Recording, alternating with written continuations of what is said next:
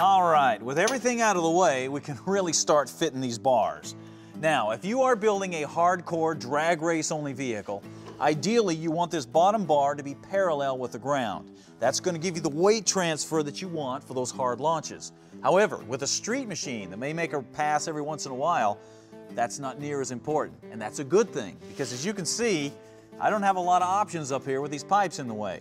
Now, the rear bracket is another issue. Generally, it mounts like this. As you can see, you get a lot of push off of this bottom bar. But sometimes you don't have the room to do that, so you need to invert the mounting bracket. Now, once again, if you're building a hardcore drag racing machine, you probably don't want to mount it like this, because you're not getting near as much push off this bottom bar. You're not going to get the weight transfer and the hard launch that you want. But for a street machine, this is perfect, because it's not only going to take care of our axle wrap problem, it's still going to plant that rear end harder than anything out there on the street. To fit the bars in place, you want them as far outward as possible for the most control. And of course, they need to be square with each other. You're going to have all kinds of problems. And once you have them where you want them, just tack them in place.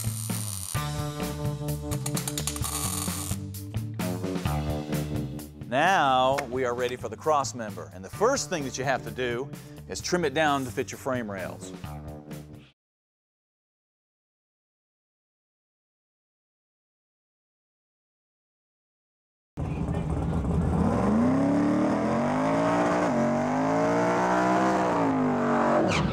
Welcome back to Gateway International Raceway. Same track, same weekend, brand new heads-up competition. We're looking to have well over 200, 225 cars, so this should be one of the best street legal races in recent memory.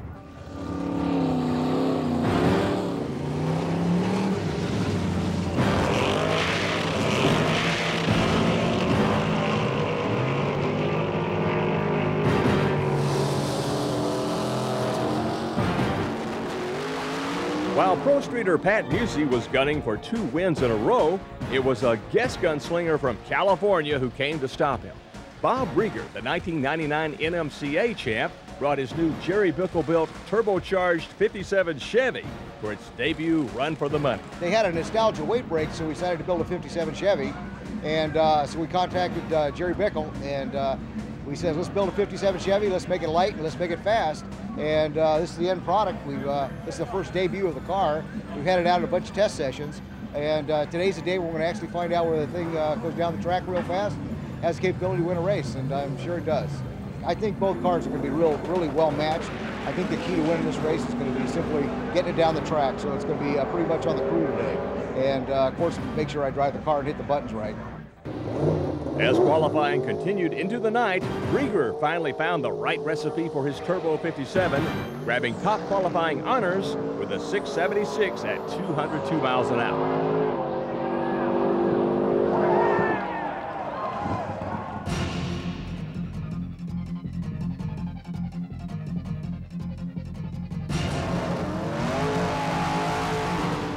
Now Pro Street eliminations, and as expected, it's Busey and Rieger fighting their way to a final shootout. And what a finale with almost identical reaction times. Busey crosses the line first with a 684 at 204 miles an hour. Yeah, it was a good race. I knew I had to be on my job on a tree, and I knew it was going to be a tough race. We saved a little, as much as we could, and it worked out in our favor.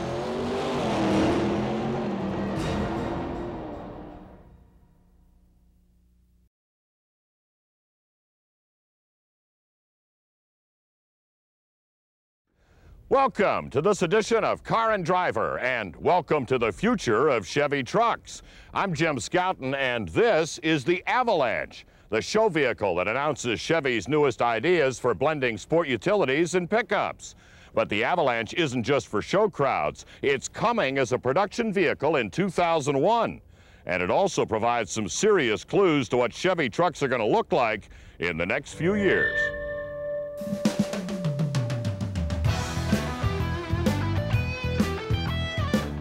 We've not seen anything like this. We think that this is going to be a vehicle that creates a unique segment in the marketplace that's never been seen before. And And I think we have to agree. Yes, there are other four-door pickups, the Nissan Crew Cab, Ford's coming with their Sport Track, the Explorer with the small bed, and now Dodge with the Dakota Quad Cab. But this new Chevy is different because the focus groups asked for it. Customers say, you know, some passenger cars or sedans, they've got this trunk pass-through where you pull this panel down. It would really be great if you came up with some type of a pickup truck where, even though I had a short box, sometimes if I could just open up the cab and have a bed pass through. And we said, why not? So the Avalanche starts with a covered, lockable plastic bed, but then you can remove the covers for tall stuff and fold the seats and drop what Chevy calls the midgate. And now you're carrying 4x8 sheets of plywood. Or if you have really big stuff, you can drop out the window and open the entire back of the cab. This is something I could see in my driveway very easily. I like to carry things in the bed. I've got a Chevrolet pickup truck right now. I used to have a sport utility vehicle. I needed something kind of in between the two, and this is certainly in between the two. The in-between versatility is possible because the Avalanche is built off the Suburban platform with the roof clipped behind the second row seats and replaced with Chevy's ProTech plastic parts. Now, if you're sitting there wondering how strong the bed covers really are in the new composite material, well, the answer would have to be, they're strong enough. You want to load the roof rack? Come on up. And there are two features to make that easier, a step in the bumper, and the tie-down does double duty as a grab handle. Then there's the lockable storage for messier stuff in the fender wells. It looks like everything the focus groups came up with got included in the design. And if somebody asks for power, that's no problem with the Suburban's drivetrain, the 5.3-liter Vortec V8 with 4-speed auto and automatic 4-wheel drive, all standard on the Avalanche.